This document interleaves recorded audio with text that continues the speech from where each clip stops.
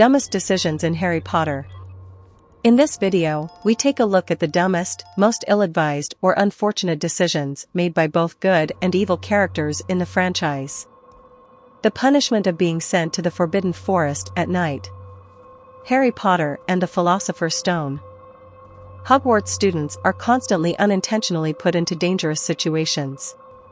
But sometimes professors quite deliberately put them in danger. After Harry, Ron, Hermione, and Draco are caught out of bed during detention, they all receive punishment. As punishment, they must help Hagrid find an injured unicorn in the Forbidden Forest at night. To make matters worse, the one who hurt the unicorn that night is still roaming the forest. As it turns out, he is none other than Voldemort himself. Of course, such an excursion might scare the kids so much that they'll never be tempted to break the rules again. But it's still a bad idea. A car ride to Hogwarts. Harry Potter and the Chamber of Secrets. Harry and Ron don't always make wise decisions. Especially when Hermione isn't around. One of the dumbest things happens when they go to the train station and discover that they can't get through the magical barrier to get to platform 9 and march forth. Fearing that no one will come to their rescue, they head to Hogwarts in Mr. Weasley's flying car. This terrible idea almost leads the Muggles to learn about the magic of the magical world. It's also stupid because the duo could have waited for Ron's parents or another magical adult to help them. There are many ways of magical transportation in the magical world.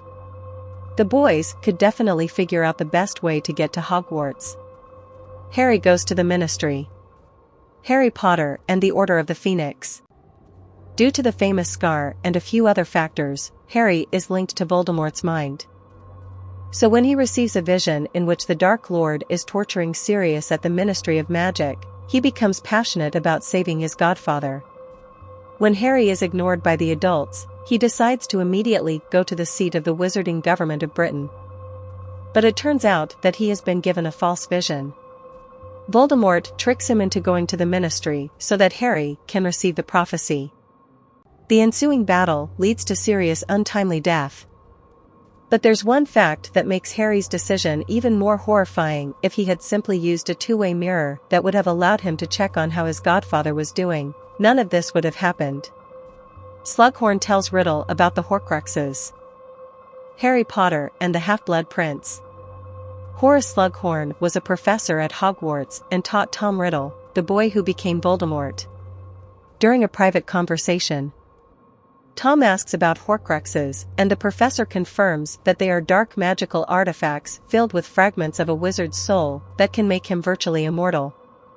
He also explains how they can be made. It seems that telling a teenager about such artifacts isn't just a bad idea. If we were talking exclusively about the decisions that have the most catastrophic consequences in the long run, this one would be at the top of the list. It's understandable why Slughorn didn't want to share the memories of this stupid decision with Harry. Dumbledore has too much secrecy. For one of the greatest wizards of the era, Dumbledore has a serious flaw that he constantly demonstrates. He often keeps valuable information secret from Harry, his allies, and the entire wizarding world. Dumbledore doesn't tell Harry about things like the existence of the prophecy or the fact that Voldemort can read his mind. You could say that the headmaster withheld information about Horcruxes to keep the students safe, but he could have told trusted professors like McGonagall. But Dumbledore seemed to prefer to leave cryptic clues and rely on others to succeed through pure chance. Not only was this approach foolish, but it created a whole bunch of problems. The plan with the Three Wizards Tournament. Harry Potter and the Goblet of Fire.